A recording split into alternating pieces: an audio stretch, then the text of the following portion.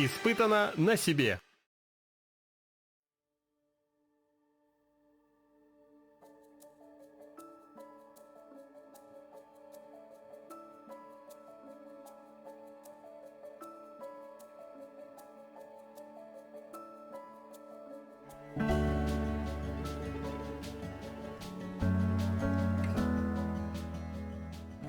Продолжаем рассказ про наше осеннее путешествие в бассейн реки Восточная Хандыга. Утро на озере Джампакюль нас удивило невероятным галло. Такого масштаба я не видел никогда. Словно крона дерева Ал-Лукмас, соединяющая 9 небес, озаряла все вокруг.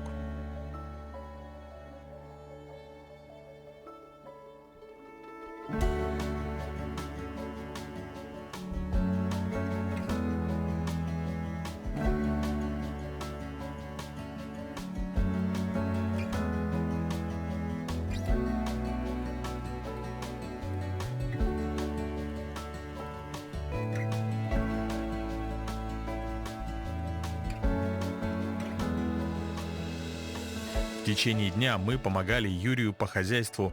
Это заготовка дров, ревизия лодочного мотора, ну и, само собой, приготовление обеда. Да, друзья, кстати, вчера вот Женя тоже жарил рыбу, и я вообще никогда не ел хвосты, да, а вот эта рыба, арктический голец мальма, да, вот, допустим, очень даже хороший вкус такой, как будто чипсы. Можно сказать, можно поменять свои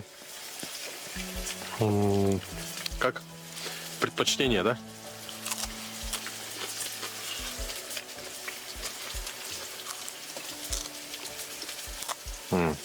Она особенно горячая, да, хорошо заводит. Представляете, да, сейчас мы вот стоим около Жени, который готовит. Половину рыбы съели.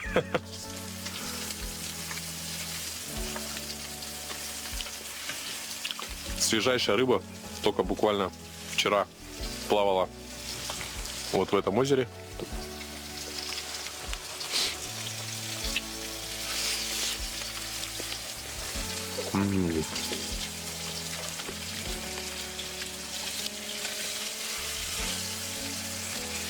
Обалденно. Так как мы находимся на горном озере Джампакюль, в котором водится самая полезная рыба в мире – арктический голец, то этот выпуск хотелось бы посвятить именно этой теме. Для Юрия это образ жизни, и работа, и хобби. В народе крестьянско-фермерское хозяйство называют «шувна». Это аббревиатура всей семьи Шабалкиных. Действительно, это настоящее семейное дело Юрия, супруги Натальи, сына Владимира и дочери Вероники. Основной вид деятельности – пресноводное рыболовство. И вот подошло время для проверки сетей. Какой улов сегодня нас ждет, мы узнаем совсем скоро.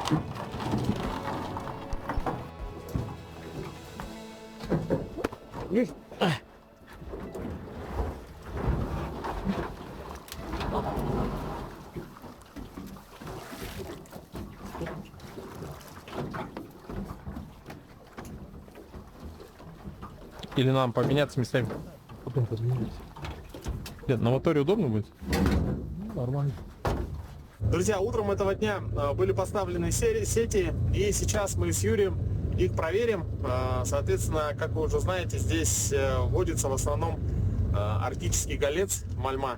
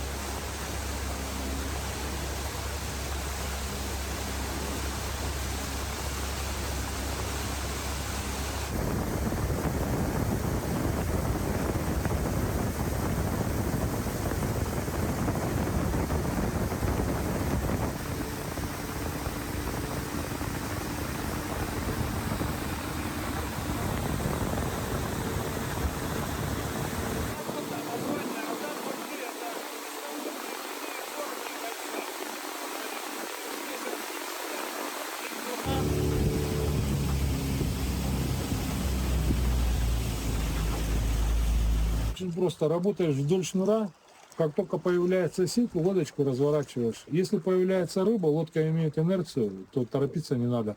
Я говорю, допустим, ну ты увидишь рыбу визуально, чтобы было видно. Где рыб, притормаживаешь немножко, и все. Я выпутаю, дальше поехали. Дальше.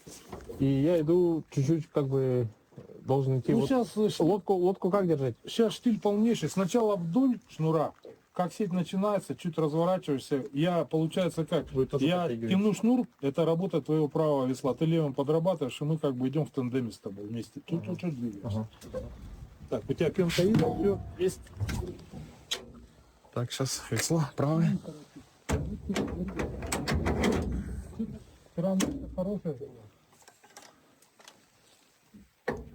Такой перепад погоды, да? Так, друзья, ну что, сейчас ответственный момент. Я должен работать веслами. Так, разворачиваемся прямо вдоль шнура. Правым, да, работаю назад. Да, работай двумя веслами. То есть не одним по большому радиусу разворачивайся, а двумя веслами, как на месте разворот делать. Знаешь так? Вот так, да? А, идем чуть-чуть назад Да, вдоль шнура. под углом, да? Вдоль шнура. Как ты считаешь, да.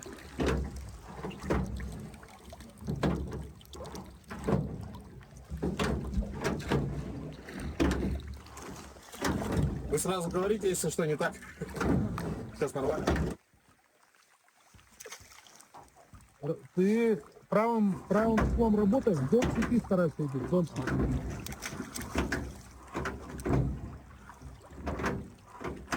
А там чуть тормозишь, и все. Так, а торможу левым, да? Да так будет, просто тормознул и все.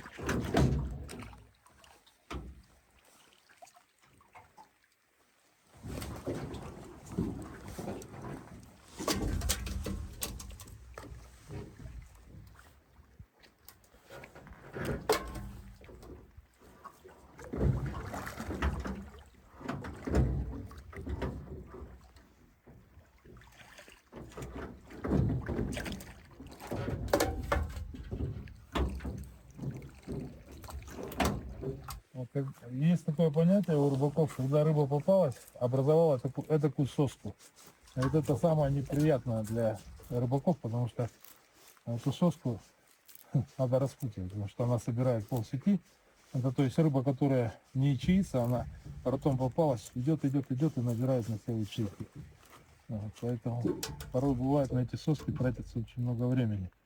Когда вот такая погода сентябрьская еще нормально, а когда это уже конец сентября и уже холодно, это очень проблематично. Ну и плюс еще ко всему, конечно, леска, она очень кожу рук, она просто снимает. Прям использовали. Угу. Прямо тупенько. Тут нужно снимать, потому что завтра нам утром выдвигаться, да? В это ключо уже не поедем. Оставим там одну снять. Арктический голец, как сказал Юрий, это рыба, которая имеет доступ в открытую воду, да, в океан и так далее. А горный голец, это вот в нашем случае, мы сейчас рыбачим на озере, эта рыба не имеет выхода. То есть она водится здесь. Ну и при этом тоже здесь есть несколько видов гольца, даже вот конкретно в данном озере. Юрий, на ваш взгляд, сколько здесь видов гольцов? 3 вида. 3 вида. Да, помимо этого есть еще карликовый голец. Это такая пресноводная форма, которая, я их называю еще полиробсонами. У него очень большое рыло. Рот такой с такими присосками, не присосками. Вот прошла крупная рыба, видите? Вот который, Петр, мы видели, я тебе показывал, видишь? Это крупная прошла рыба, потому что для нее такая сеть не помеха. Она ее просто проходит как торпеда. Ну, основной объем, вот видишь, какая дырочка. Она попалась, покрутилась, очень мощная, сильная и в итоге Я очень много общался с технологами, ну, и интересовался, какой безболезненный объем может быть для такого водоема извлекания этих водных ресурсов. И вот пришли к такому выводу, что не более 2 тонн в год. Поэтому получается, что более... Но, к сожалению, вот меня долгое время не было, и маточное поголовье здесь было очень нарушено. Я сейчас вот порой стараюсь, когда начинается икромет, не рыбачить, потому что даю возможность восстановиться. Чуть-чуть отходим, потому что... Отходим назад, да? Да-да.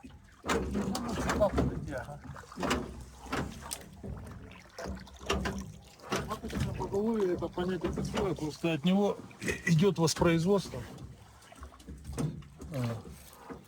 Оно по идее дает приплод. Вот как есть у нас, допустим, в лесу объекты животного мира, там лоси, олени. Помимо того, что там самцы-производители, а здесь у нас получается самцов-производителя нет, есть вот именно период. И рыба также, она идет на нерест в определенный, допустим, в одном конце озера, где она вывелась, в этом году здесь, на следующий год, в следующем году. То есть я так понимаю, что в каждую бухточку, где она родилась, туда она и вот со временем приходит. Все рановато, потому что вода очень теплая, и у рыбы зависит все от температуры. Еще она меняет окрас. Она меняет окрас во время брачного периода. То есть тут это уже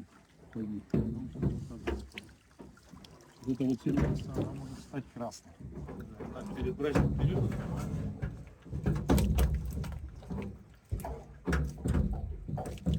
Раньше были люди, которые могли сами плести сети, садить.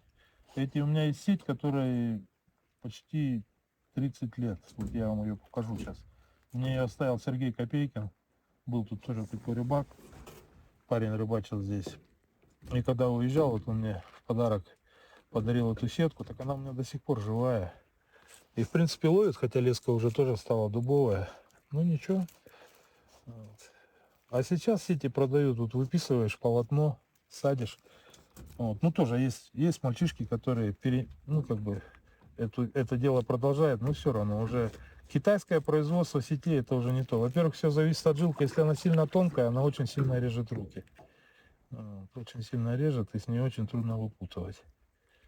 Вот как обычно закон подлости: в конце сети кто-то попадется и сделает подарок. Хорошо, что сейчас тепло. Но вот когда холодно, конечно, это все дело очень печально.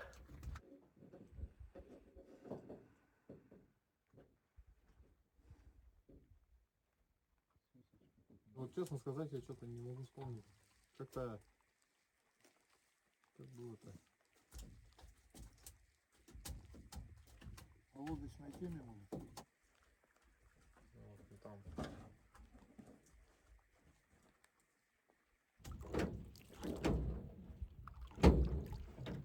Вот раньше старики садили А, вот эти поплавки должны быть как бы вверху собранной сетки, да? Ну да.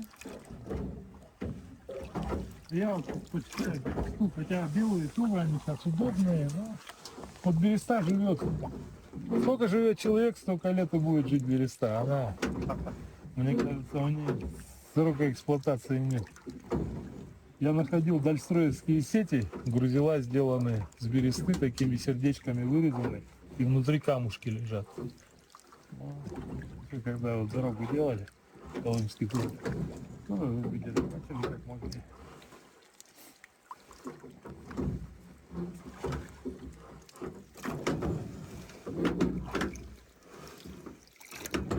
Вот очень, конечно, печально, что у нас правовой статус охотника-промысловика в Якутии исчез.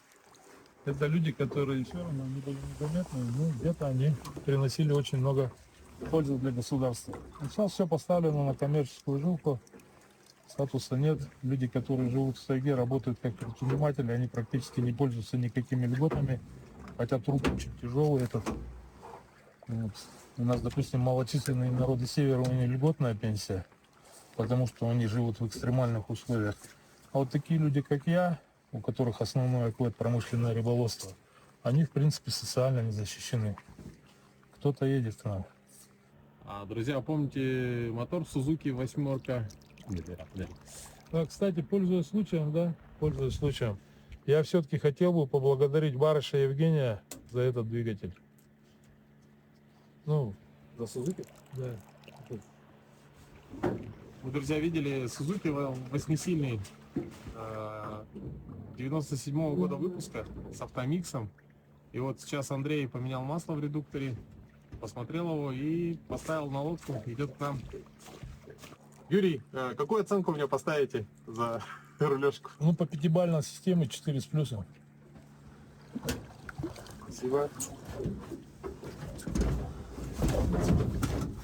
Сейчас просто дергаешь стартер и все. Только не бросай, а аккуратненько возвращай, сопровождай. Ну как учили тебя? Ты же водометчик. Не, тут ничего не трогать. Все, да. Опускай, аккуратненько. Вот так. Все, вперед, драйв и погнали. Все, мягонько. К Андрею подойдем. Я газ нежный делаю, не люблю, когда жесткий. Так, что? Как нормально аппарат?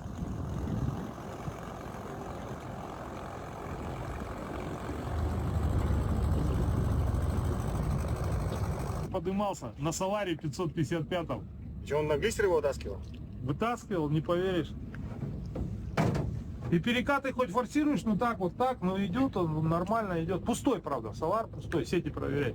Я так понял, у него конструктивно нету контрольки снаружи. Да? Писелки нету это вот струйки нету. Да? А как смотреть? Там. Я блок потрогал сейчас 2 раза. Вот сюда ехал, колпак 2 раза снимал, трогал блок, трогал место, где термостат стоит, еле теплый. Не, ну он уже оттуда, он выплевывает. Да, он, скорее всего, через выхлоп контрольку дает. Какого года? 97-го. 97-й. Ну, Вершина двухтактного моторостроения. Малого моторостроения. Вот. как вы сказали, Сузуки, у кого... Кто, Андрюха, ты поговорил? Что это за прекрасные звуки? Это звуки мотора Suzuki.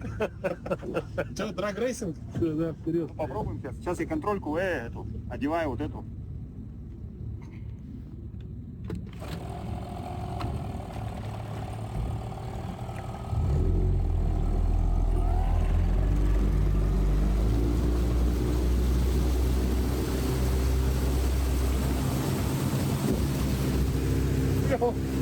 Ушел от нас.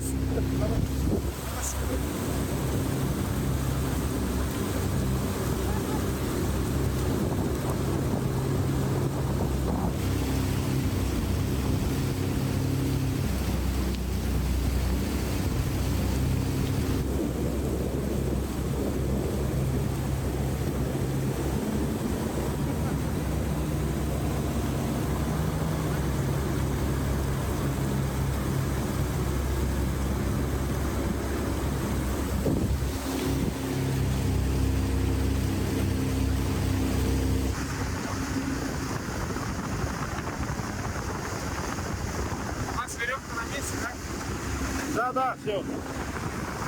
Чалка.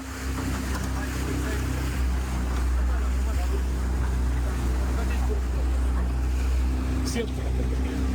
Ай, садится.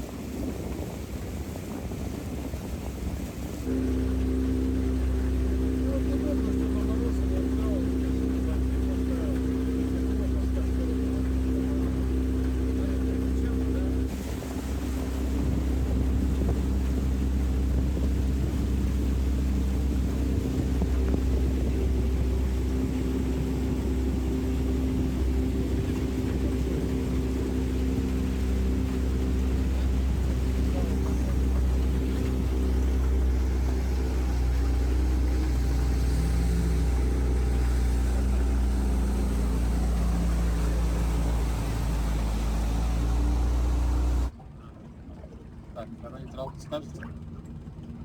Пока там уже дойдем. Включай. Все глушу, да? Сначала нейтралку, а потом глушишь.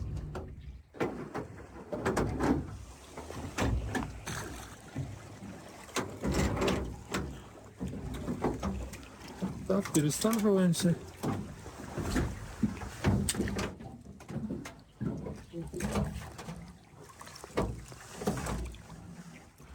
Или нет? Становись корпусом вдоль шнура. Руся, ты еще не вдоль шнура стоишь. Вдоль стань. Прям реально вдоль. Параллельно шнуру. Тебе будет легче работать. Параллельно. Вот так вот, да, вот таким движением, только помощнее. Вот все, поехали. Пускай она идет сверху, потом я... Давай вот так вот сверху.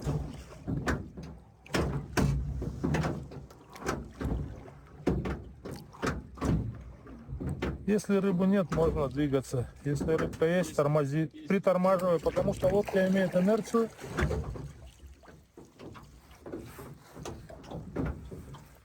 Чтобы рыба быстро выпуталась, надо с рыла сбросить леску. Тогда она выпутывается. Как...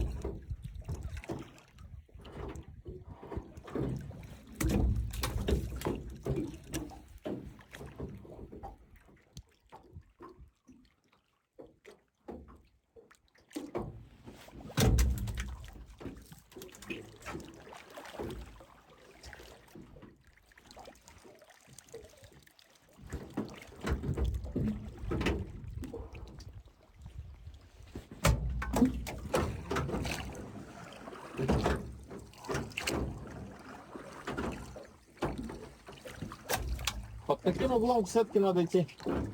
Ну, вообще где-то под 45, потому что я ж тебе помогаю вот этим. Ты одним подрабатываешь, как бы, а это я понял. подтягиваю одной стороной. Ну, тут пока нормально, она это. Ветра нету, хорошо. А когда ветер, тогда встаешь кормой к ветру. И работаешь. Вот там работа на веслах. Зависит тут. Потому что от гребца очень много зависит. Когда натянута сеть, руки все умирает. А тоже есть небольшой навык.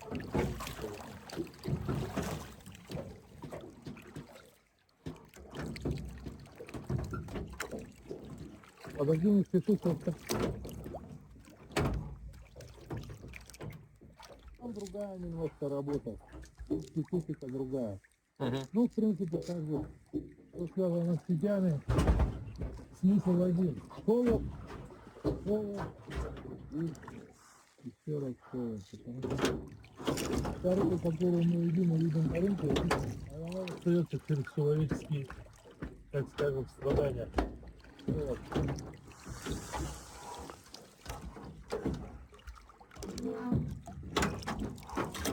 Подводные потери, это вообще совершенно...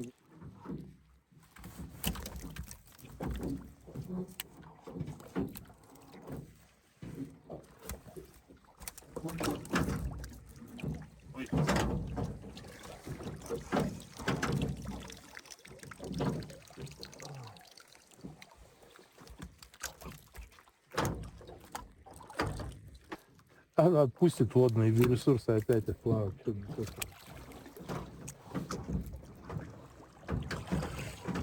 Отходим, Руся? Идем назад, да? Не, туда, вдоль сети так идем, ага. Развернуть до лодки. Разверни, чтобы было вдоль, да, удобно.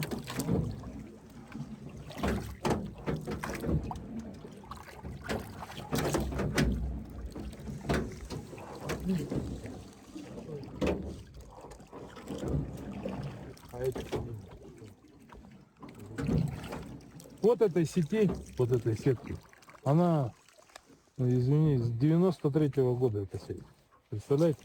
Вот это? Да, вот она с 93-го года. И вот этот канатик, он вообще самоплетенный, сами плели его вручную. Это Серега Копейкин делал.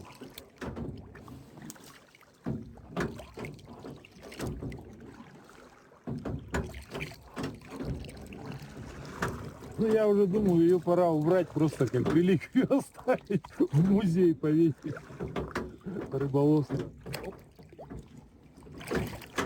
Она уже все, она как бы вот, нет, еще видите, тоже попадает. Но с нее очень удобно выпутывать. С нее вообще 2 движения, еще рыба у тебя.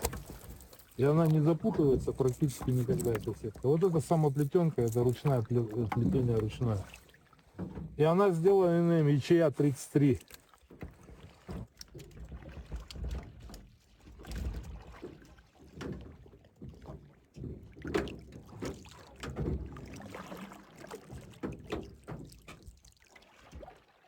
Тут надо на электромоторе ездить. Я бы с удовольствием... Вот, ну видишь, Андрюха, тоже электромоторы надо зарядку. Заряжать надо АБшкой. Бензин надо тоже так же наводить, понимаешь? Видишь, что из-за чего я, почему... Ну, сейчас сколько ребятами разговаривал, очень много гроз же здесь тоже вот бывает, да? Ага. И они же порой бывают, эти батареи из-за гроз. Отходи назад.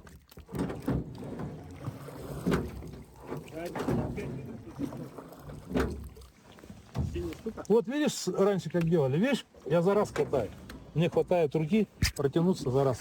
А 10 я собирал, вот уже новые мастера делали, они как бы не достает рука. Приходится 2 раза перебирать. А здесь вот в 1 раз у тебя все. Конечно, если я где-то буду на пенсии, придется ходить в какой-то зал.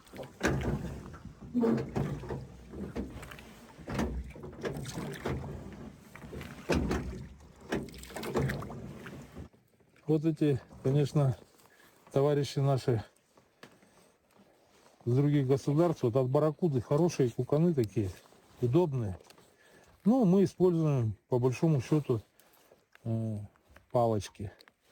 Ну, они тоже ничем не хуже, просто это гораздо удобнее.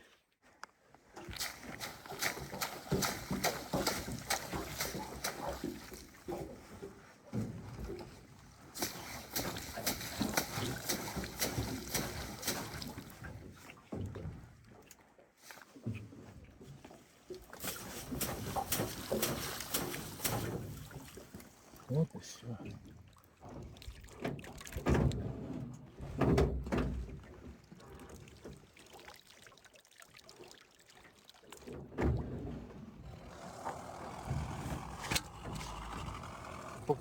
Пока проверили, вроде начали снимать сеть и опять попалась. Погоды нет, но активность все равно чувствуется, начинает расти, потому что чем холоднее вода, тем активнее рыба. Чуть-чуть назад, назад? Да, Руся.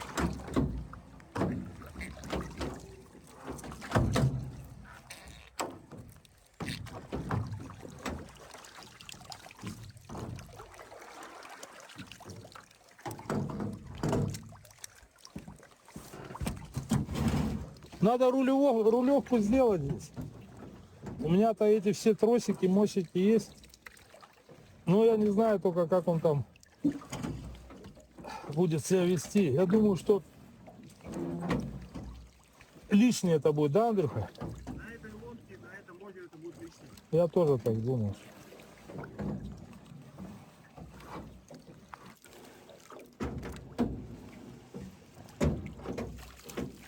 Топ, не спеши. Назад сделай, пожалуйста.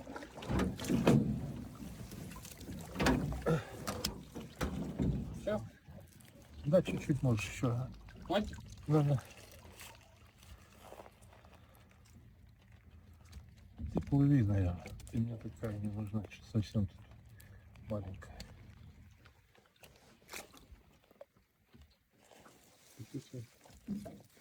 Да что ты опять в сеть лезешь? Ну, попалась опять. Ну, 2 шанса уже не даем. Уйдет. Она по идее не этого калибра. Выходи. Давай, уходи. Вперед? Да, все хорошо. Тормози. Если сеть небольшая, сеть большая. Друзья, ну вот сейчас я на веслах, как бы принцип примерно уже немного понял. Ну вот опять же, мы уже на озере около суток. Вот сейчас немного с другого ракурса. Вокруг просто шикарные виды. Вот, например, я спрашивал, почему вот здесь как будто просека на горе. Это вот в свое время сошла сель. Вон там вот сзади нас оленя тропа, которая ведет к озеру. Вот такая вот красота. Это Андрюха любит водную стихию. Водник? Водник, точно.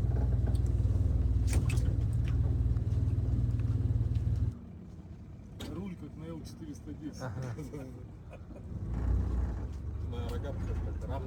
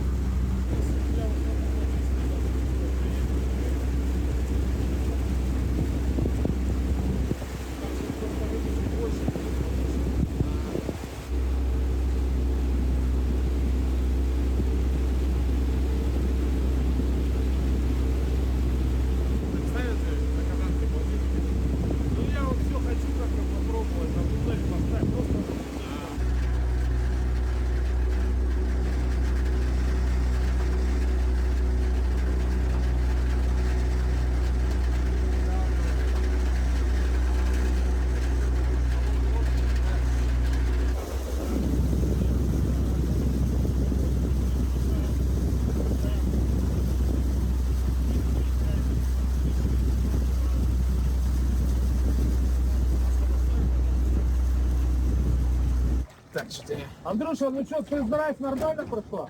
Да. Можно эксплуатировать? О, Все, да. а там два режима на самом деле, мелководник тоже есть, как на том моторе. Вот. Ну единственное, что вот румпель вот так вот крутится, конечно.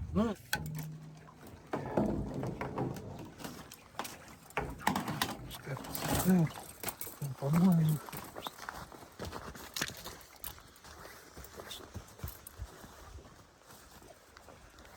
Это вот уже китайцы делают.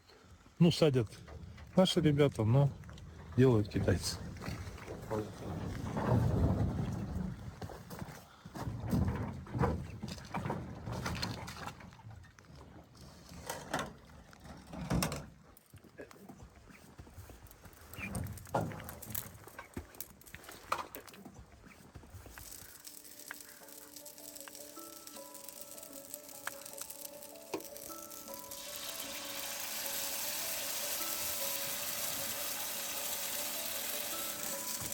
Соль, сахар, мука, вода.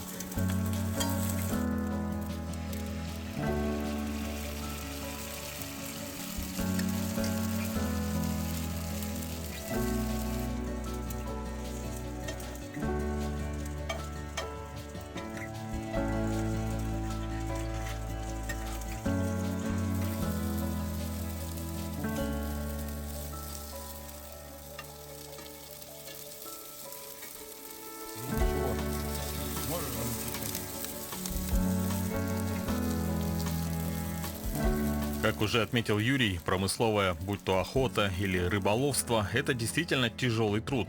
Во время промысла в любую погоду мало поймать рыбу, ее нужно подготовить, засолить, в целости доставить до ближайшего населенного пункта. И часть этого пути у Юрия проходит на ногах, да еще и в гору.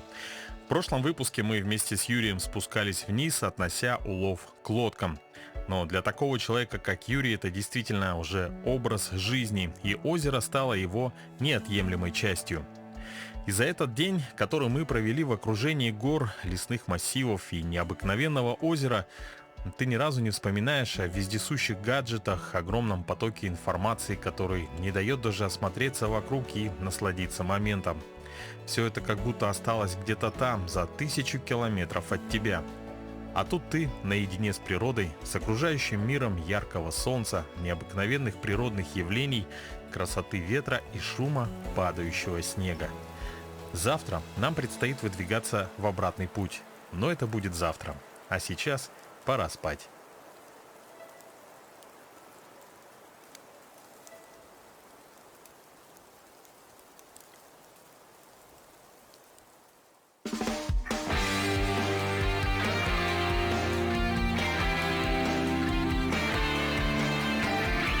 Испытано на себе.